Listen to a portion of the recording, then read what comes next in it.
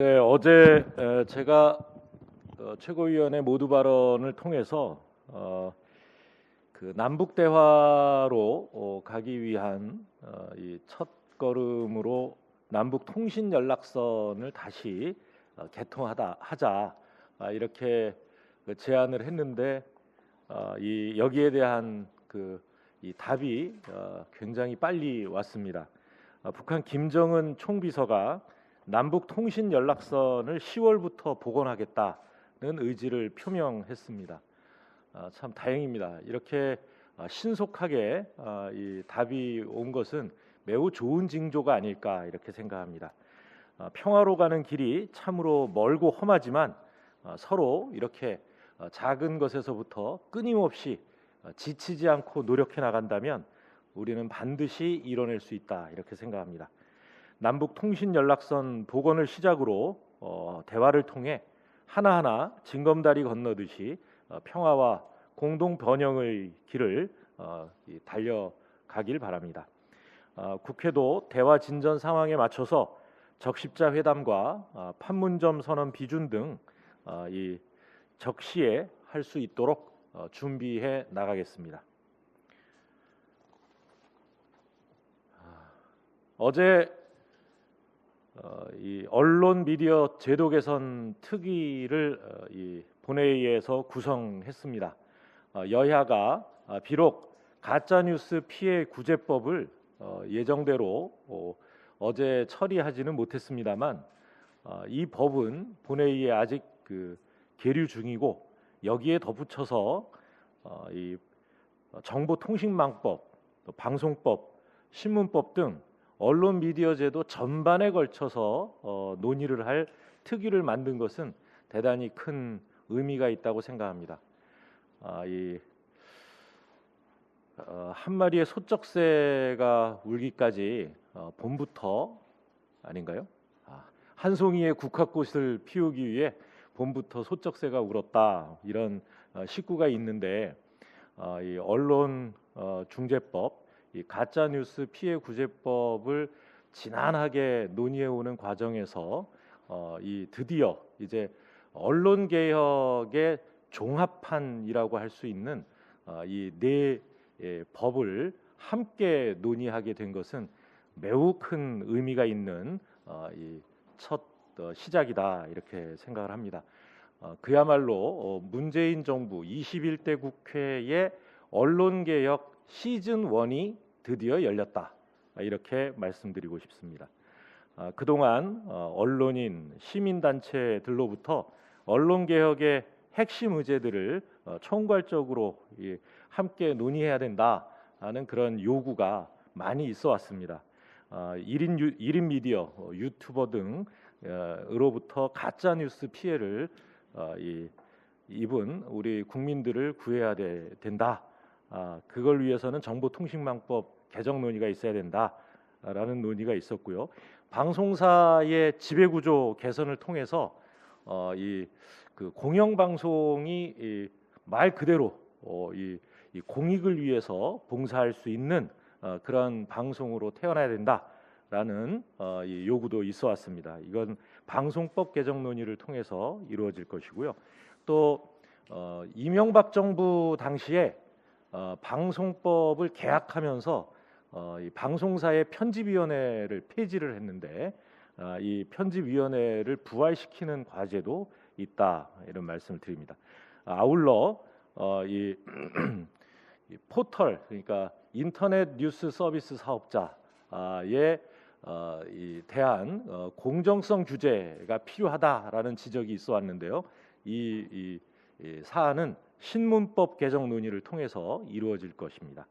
이렇게 언론 미디어 제도 전반에 걸친 논의를 한 자리에서 함께 논의할 수 있게 된 것, 이것은 우리 의정사상 처음 있는 일이 아닌가 이렇게 생각을 합니다. 앞으로 더불어민주당은 그동안 추진해온 가짜뉴스 피해 구제법의 처리를 유보하고 이렇게 종합적인 논의로 전환한 만큼 이 언론 개혁에 총력을 기울이겠습니다. 언론도 자정 노력을 보이겠다 이렇게 이야기를 하면서 특위 출범을 환영하는 분위기입니다. 방송기자연합회, 전국언론노동조합, 그리고 한국기자협회, 한국방송기술인연합회, 한국PD연합회 이 5개 단체가 언론 표현의 자유와 사회적 책임위원회를 구성하겠다 밝혔습니다. 이렇게 국회 안팎에서 언론 안팎에서 언론 개혁을 위한 노력이 시작되고 있다라고 하는데 매우 고무적으로 생각하면서 우리 당은 야당의 이 소극적인 이 입장이 있더라도 야당을 잘 설득해서 언론 개혁을 완수하겠다는 말씀드립니다. 윤석열은 대검찰청을 개인 로펌을 넘어서 개인 집사로 생각한 것 같습니다. 대검이 윤 후보의 장모 최은순 씨에 대한 변호 문건까지 작성해 활용했다는 사실이 보도됐습니다. 해당 문건에는 최 씨가 무죄라는 논리, 근거, 변론 요지는 물론이고 검찰 내부망으로 확인하지 않으면 알 수 없는 정보까지 일목요연하게 정리되어 있습니다. 국민의 검찰이 아니라 특수통 라인을 위해 사유화된 검찰의 민낯을 볼 수 있습니다. 그 와중에 화천대유 대주주 김만배의 누나이자 천화동인 3호 이사인 김명옥 씨가 윤 후보 부친의 주택을 시세보다 싸게 매입한 사실도 드러났습니다. 윤 후보 측은 부친의 건강 문제로 급하게 집을 내놨다 이렇게 변명을 내놨지만 정말 기가 막힌 우연으로 화천대유 관련자가 매입했습니다. 그것도 빚내서 매입했다고 합니다. 까면 깔수록 야당 인사만 나오는 화천대유의 매직, 우연히 반복되면 필연이라는 말이 있습니다. 윤 후보는 고발사주 사건을 비롯해 처와 장모 관련 의혹 모든 혐의에 발뺌과 모르쇠로 일관하고 있습니다만 이 모든 사건의 중심에 윤석열 사단, 검찰 사유와 법비들이 있다는 것은 확실합니다. 연루된 야권 인사들이 속속 드러나고 있고 머지않아 흩어진 퍼즐 조각들이 이제 모여서 전체 그림이 완성될 것입니다. 국민의힘 게이트이자 법조비리 카르텔, 정리해서 말하면 화천대유 국임 게이트, 이 화천대유 국임 게이트가 윤석열 이 후보의 진실을 그대로 보여줄 것이다 말씀드립니다. 윤석열 후보는 지금이라도 진실 앞에 무릎 꿇고 이 후보직을 내놓음과 동시에 국민께 사죄하기 바랍니다. 일본의 새 총리가 될 자민당 총재로 기시다 후미오 당선인이 선출됐습니다. 총리 취임을 앞둔 기시다 당선인에게 축하의 말씀을 전합니다. 지난 3.1절 기념식에서 문재인 대통령께서는 언제든 일본 정부와 마주 앉아 대화를 나눌 준비가 돼 있다라고 강조하셨습니다. 새로운 내각으로 시작하는 일본 정부의 이 태도 변화 그리고 한일 간의 발전적인 미래가 열리기를 기대합니다. 이상입니다. 그제 어제 연이어 본회의가 열렸습니다. 민생과 미래를 위한 우리 당의 주요 법안 16건을 포함한 총 51건의 법안이 처리됐습니다.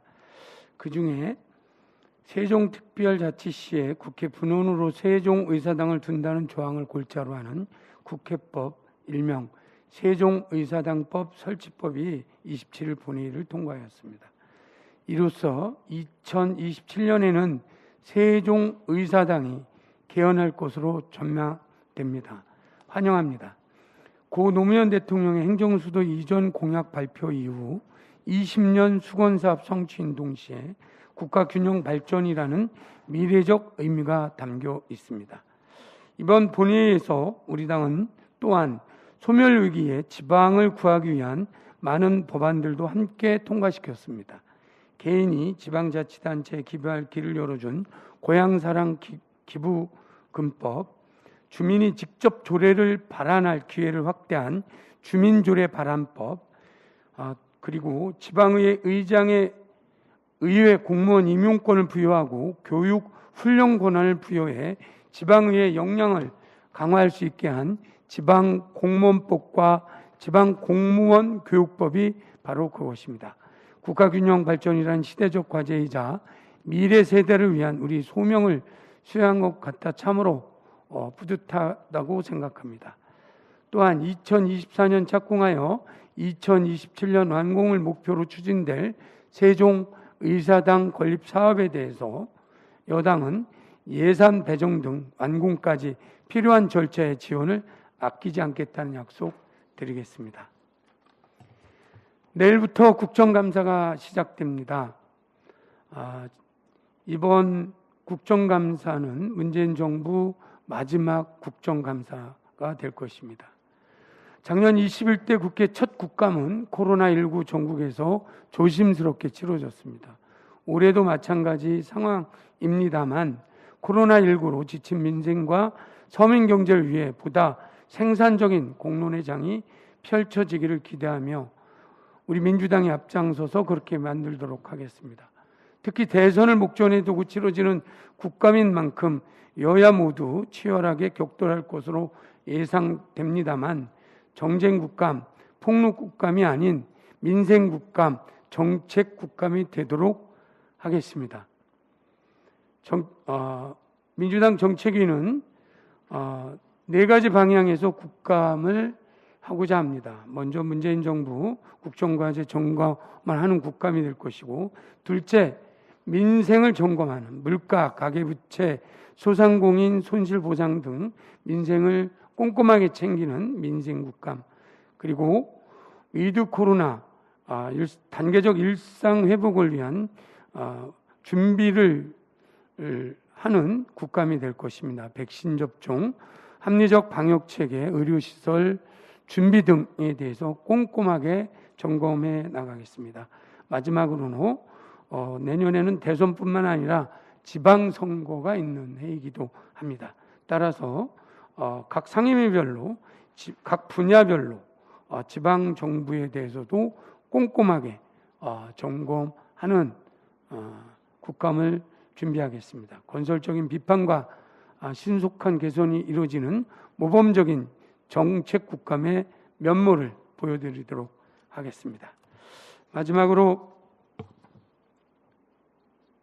20대 아들을 둔 아버지의 입장으로 곽상도 의원 아들의 50억 퇴직금 논란 관련돼서 저도 한 말씀 드리도록 하겠습니다. 준비는 우리 부대표님이 또 따로 하신 것 같긴 한데요. 아빠 힘 제대로 과시한 국민의힘 때문에 청년들의 억장이 무너지고 있습니다. 대통령 아들에 대한 근거 없는 아빠 찬스 의혹 제기로 청년 세대 공정의 아이콘을 자처하신 분께서 아빠의 힘으로 입사해 5년 9개월 만에 퇴직금 50억 원을 수령한 본인 아들은 아빠 찬스가 아니라고 합니다. 열심히 일한 정당한 대가라는 금수저 아들의 해명은 지금 이 순간 최저임금도 보장받지 못하고 일하는 청년 알바생들의 가슴을 후벼 파고 있습니다. 국민의힘에 묻고 싶습니다. 아버지가 곽상도가 아닌 다른 청년들도 퇴직금 50억을 받는 세상을 만들 자신 있습니까? 허위공정과 허위정의를 내서 2030 청년 세대의 전폭적 지지를 등에 업고 헌정사상 첫 30대 당대표까지 배출해냈습니다만 결국 실체는 하나둘 드러내고 있습니다. 국회 본회의장 단상에 올라 저는 임차인입니다 라고 고백했던 야권 대선 경선 후보는 알고 보니 국민을 우롱하는 땅 투기 임대인이었습니다.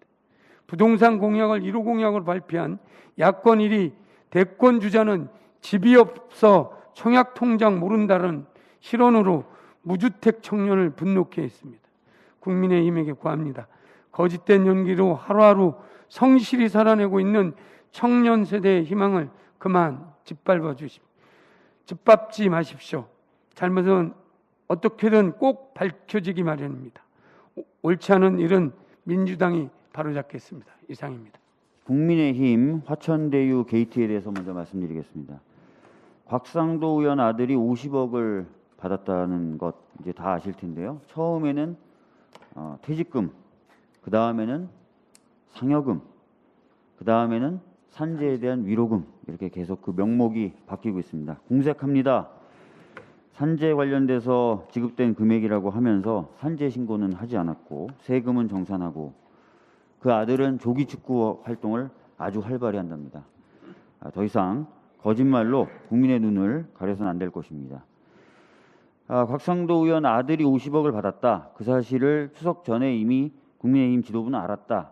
연이어 단독 보도를 한 노컷뉴스의 기자는 방송에 출연해서 야권 정치인이 더 연루되어 있는 것으로 알고 있다라는 취지의 얘기를 했고요. 이준석 대표도 제보받은 내용에 3, 4명 정도 더 있는 것으로 알고 있다라고 얘기했습니다. 이 야권 정치인들 누군지 분명하게 밝혀져야 할 것이고 지금이라도 국민의힘은 스스로 이 내용들을 공개하고 국민의 심판을 받아야 될 것입니다. 고발사주 의혹에 대해서 말씀드리겠습니다. 아까 원내대표님도 말씀하셨지만 윤석열 장모에 관련돼서 대검이 논리를 세우고 정보를 수집하고 한 문건이 또 공개됐습니다. 이것은 검찰을 사유화한 행위가 이례적, 우연적으로 발생했다라는 것이 아니라 지시에 의해서 연속적, 집중적으로 이루어졌다라는 것을 보여주는 것입니다. 이 부분에 대해서도 철저히 진상규명이 돼야 될 것 같습니다. 이런 일들에 대해서 보다 진실에 다가가기 위한 국정감사가 이제 시작됩니다. 저는 법사위 간사로서 방금 말씀드렸던 국민의힘 화천대유 게이트의 진실 그리고 고발사주 의혹의 진실 조금이라도 다가가기 위해서 최선을 다해서 국정감사 진행되도록 하겠다는 말씀드리겠습니다. 이상입니다. 오늘의 주제는 역시 국민의힘 화천대유 게이트 사건인 것 같습니다. 연일 논란이 되고 있는 대장동 국민의힘 화천대유 게이트의 민낯이 하나둘씩 드러나고 있습니다. 다 아시겠지만 국민의힘 곽상도 의원 아들은 퇴직금이라면서 50억 원 수용했고 박영수 전 특검 딸도 15억 원에 달하는 부동산을 특혜 분양받았습니다. 또한 화천대유 김만배 대표의 누이와 윤 후보의 부친은 로또급 우연으로 이루어진 수상한 부동산 거래를 했습니다. 모두가 피땀 흘려 일할 때 누군가는 단 한 번의 도둑질로 일확천금을 벌어들인 것입니다. 이로 인해 많은 국민께서 좌절감과 분노를 느끼고 계십니다. 하지만 국민의힘 게이트 판도라의 상자는 아직 열리지 않은 것 같습니다. 지난 2011년 국민을 한숨과 눈물로 고통받게 했던 저축은행 사건 기억하시나요? 당시 LH 공영 개발을 포기시켰던 이번 대장동 로비 사건, 즉 국민의힘 대장동 게이트 사건과 강력히 연결이 됩니다. 당시 대장동 민간개발 시행사 대표였던 이모 씨는 부산저축은행으로부터 1,800억 원에 이르는 대출을 받아 LH의 대장동 개발 사업을 좌초시키기 위해 그 당시 한나라당 신영수 의원과 그 친동생 전직 LH 본부장 등에게 각각 수억 원에 달하는 뇌물을 전달했고 또 이번 화천 게이트에서도 핵심 인물인 남모 변호사, 당시 한나라당 중앙청년위원회 부위원장인 남모 변호사에게도 수억 원의 돈을 주어 이명박 전 대통령의 친형과 한나라당 국회의원에게 정치권 로비를 하게 했다라고 하는 그런 의혹입니다. 위 돈은 부산저축은행 등 11개 저축은행 대주단으로부터 1,805억 원이 대출을 받았는데 결국에는 그 1, 2년 후에 저축은행 부실 사태로 이어져 선량한 예금주인 국민에게 크나큰 고통을 주었습니다. 당시 시행사 대표인 이모 씨는 저축은행 동일 대출한도 제한을 피하기 위해 자신이 갖고 있던 3개 법인으로 분산 대출받은 그런 불법 대출을 자행하기도 했습니다. 이 돈은 후원금이라는 명목으로 흘러들어가 당시 한나라당 국토위 위원들 그리고 곽상도 의원에게 수천만 원이 흘러들어갔습니다. 그 결과는 여러분이 모두 다 잘 알 것입니다. 이명박 정권 시절 2011년 2월 부산저축은행 사건이 벌어져 여러 저축은행이 집단으로 영업 정지됐고 선량한 예금주인 국민들에게 회복할 수 없는 그런 피해를 주었습니다. 제가 변호사 시절 그 사건으로 알게 된 시행사 대표의 대출금 비리 사건을 보면 그 시행사 대표는 벤틀리를 타고 다니면서 한 번에 3천만 원짜리 명품 가방을 시원하게 구입하는 등 그 저축은행 대출금으로 월 수억 원을 써가며 호화 사치 생활을 했던 것입니다. 과거 대장동 게이트가 이번에는 화천대유 국민의힘 게이트로 또다시 반복되어 공고한 부패 카르텔이 아직도 무너지지 않았음을 느끼고 있습니다. 그전 대장동 게이트에 연루되었던 남모 변호사, 정모 회계사 등은 여전히 이번 화천대유 게이트에서도 핵심 인물입니다. 화천대유 김만배 대표는 30년 가까이 법조계를 드나드는 기자로 소위 법조계 마당발로 불리는데, 그를 통해서 대장동 로비 사건을 수사 지휘했던 강찬우 전 수원지검장은 화천대유 자문으로, 그리고 남모 변호사 변호를 맡은 박영수 전 특검 역시 화천대유 고문으로 2억 원대 정도의 고문료를 받은 것으로 이렇게 보도되고 있습니다. 그 외 김순환 전 검찰총장, BBK 무혐의 결정을 했던 김기동 전 검사장, 박근혜 정부 법무부 차관이었던 이창재 검사 등 과거 국민의힘과 깊은 연관을 맺은 법조 카르텔이 이번 국민의힘 화천대유 게이트에도 포진되어 있습니다. 이번 화천대유 국민의힘 게이트는 한마디로 뿌리 깊은 부패 구조에서 출발해서 이명박 전 대통령이 물꼬를 트고 박근혜 정권의 민정수석이었던 곽상도 의원을 포함한 국민의힘 시의원 등이 관여해서 일확천금을 얻은 명백한 국민의힘 게이트입니다. 곽상도 의원이 받은 수천만 원 후원금, 그리고 그 아들이 받은 50억 원은 퇴직금, 산재 보상금도 아닌 이와 같이 저축은행 피해자들의 피땀이 스며 있는 서민의 돈입니다. 아직도 피해를 회복하지 못한 저축은행 피해자들에게 위 50억 원은 반환되어야 할 것입니다. 반면 이번 대장동 사건은 기득권과의 전쟁에서 승리한 대표적 사례입니다. 부패 정치 세력, 기득권 세력과 비교했을 때 한없이 작아 보이기까지 한 단 한 명의 기초자치단체장이 이들과 맞서 민간 개발 절반을 공공개발로 바꾸고 5천억 원을 성남 시민에게 돌려주었습니다. 그럼에도 보수 수거 언론은 가짜 뉴스를 양산해 모든 책임을 엉뚱한 곳에 떠넘기려고 하는 것을 보면 언론개혁이 필요하다는 생각을 다시금 하게 됩니다. 우리는 이번 사건을 개혁의 발판으로 삼아야겠습니다. 우리 사회 곳곳에 숨어있는 부동산 불로소득, 토건비리를 근절해서 부동산 공화국을 혁파해야겠습니다. 공공개발을 확대해서 택지개발 이익을 국민께 온전히 돌려드릴 수 있는 부동산 개혁의 시작점인 개발이익 국민환원제 도입을 적극적으로 검토해야 되겠습니다. 또한 가짜뉴스를 양산해 사건의 본질을 흐리고 국민의 지성을 무시하는 언론이 본연의 책임을 다할 수 있도록 언론중재법 등 개정을 비롯한 언론개혁을 완수해야 할 것입니다. 고맙습니다. 국민의힘입니까? 아빠의 힘입니까? 국민의힘 아빠 찬스가 국민과 청년의 상식과 정서를 송두리째 무너뜨렸습니다. 50억, 불구속, 부동산으로 이어지는 특혜 시리즈는 국민의힘을 아빠의 힘으로 부르기 충분합니다. 국민의힘을 아빠로 둔 자녀의 특혜가 불가역적 특권을 만들고 국민을 우롱하는 불가역적 방치로 이어졌기 때문입니다. 곽상도 의원은 아빠의 힘으로 아들에게 50억 퇴직금 특혜를 안겨준 것으로 보입니다. 곽상도 의원은 올해 정기재산 공개 시 아들의 재산을 고지 거부한 바 있습니다. 사전에 아들의 구린내 나는 50억 아빠 찬스 정황을 미리 가린 것입니다. 아들이 받은 50억은 신청도 안 한 산재 위로금 성격이라더니 곽 의원 아들은 조기축구에 활동을 하며 경기에서 수훈 선수로 활약한 건강한 청년이었습니다. 장재현 의원은 아빠의 힘으로 아들에게 불구속 특혜를 안겨줬습니다. 장 의원의 아들은 음주 사고 후 운전자 바꿔치기로 집행유예 중이었습니다. 그런데 또다시 음주운전에 더해 경찰을 폭행했지만 불구속 수사를 받는다고 합니다. 국민의 시선으로 도저히 납득이 되지 않습니다. 아들은 반성하고 아빠는 자숙하지만 국민들은 더 이상 믿지 않습니다. 박형준 부산시장은 아빠의 힘으로 자녀에게 부동산 특혜를 줬다는 의혹이 있습니다. 박 시장의 자녀는 LCT, 해운대 고급 빌라, 토지 600여 평 등 총 100여 원대로 추정되는 부동산이 있습니다. 자녀들의 거대한 부동산의 실체가 궁금합니다. 박 시장은 딸에게 입시 특혜까지 안겨줄 뻔했습니다. 최근 검찰 수사를 받은 김승현 교수는 열린공감TV에 출연해 박 시장 딸이 홍대 미대 입시에 지원했었다는 담당 검사의 답변을 밝혔습니다. 박형준 시장의 선거법 공소시효는 고작 일주일 남았습니다. 단죄할 수 있는 시간이 얼마 남지 않았습니다. 곽상도 아빠의 힘이 없었다면 열심히 일한 보상이라는 해명은 나올 수 없었을 것입니다.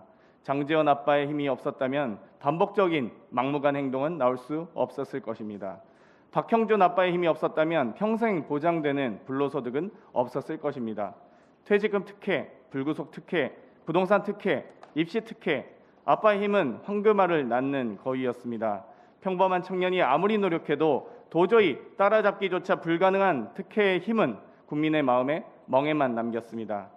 나몰라라 방치하는 국민의힘은 아빠의 힘이라는 오명을 싣기 위해 최소한의 책임 있는 노력을 하시기 바랍니다. 아빠의 힘 없는 평범한 청년들의 희망, 힘없는 사람들에게 힘이 되는 검찰과 경찰의 신속하고 철저한 수사를 촉구합니다. 이상입니다. 법무부가 1인 가구의 급격한 증가에 따른 법제도 개선 추진하면서 반려동물 확산이라는 사회적 변화에 맞춰서 동물의 비물권화를 골자로 하는 민법 개정안을 지난 7월 19일 날 입법 예고하였고 법제처 심사를 거쳐서 어제 국무회의를 통과했습니다. 이 민법 개정안의 주요 내용을 보면은 98조 2항에 동물의 법적 지위를 신설하면서 1항에 동물은 물건이 아니다 이런 내용을 신설했습니다. 더 이상 동물을 물건으로 취급하지 않고 동물 그 자체로의 법적 지위를 인정한 것입니다. 다만 2항에 보면은 동물은 법 체계상 여전히 권리 주체가 될 수 없고 권리의 객체로서의 성격을 유지하며 권리 변동에 관해서는 해외 입법례와 마찬가지로 법률에 특별한 규정이 있는 경우 이외에는 물건에 대한 규정을 준용하게 했습니다. 그동안 동물 학대에 대한 처벌이나 동물 피해에 대한 배상이 충분하지 않은 근본적인 이유가 법 체계상 동물이 물건으로 취급받기 있기 때문이라는 지적이 있었습니다. 반려동물과 함께 사는 인구가 크게 늘고 있는 추세를 감안하여 우리 당은 이번 논의가 개 식용 논쟁에 그치지 않고 반려동물과 관련된 제도 개선 사항을 발굴하여 국민들에게 종합적으로 제시할 필요가 있다고 생각합니다. 제도 개선의 예를 보면 손해배상에 있어서 물건의 수리비는 교환 가치를 넘어서 인정되기 어려운데 반려동물의 치료비 상당 손해배상액은 교환 가치를 넘어서도 인정할 필요가 있으며 또 반려동물이 타인의 불법 행위로 생명을 잃거나 상해를 입은 경우 위자료를 청구할 수 있도록 하는 제도 개선과 또 마지막으로 민사집행법상 압류 금지의 대상에 반려동물을 추가할 필요가 있다는 그런 제도 개선을 검토하고 있습니다. 앞으로도 더불어민주당은 국민들의 인식 수준에 맞게 동물 보호나 생명 존중을 위해서 다양하고 창의적인 제도를 도입할 수 있도록 노력하겠습니다.